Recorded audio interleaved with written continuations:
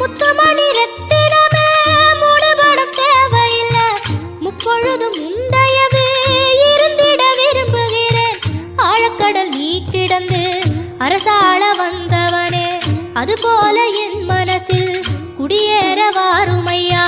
சம்ஹார நேரத்தில் சமுத்திரம் பின்வாங்கும் சந்தோஷ திருநாளில் நல்லருளை தாருமையா. முருகன் என்று முழங்குது என் மனசு, கடலை போல உன் கருணை பெருசு.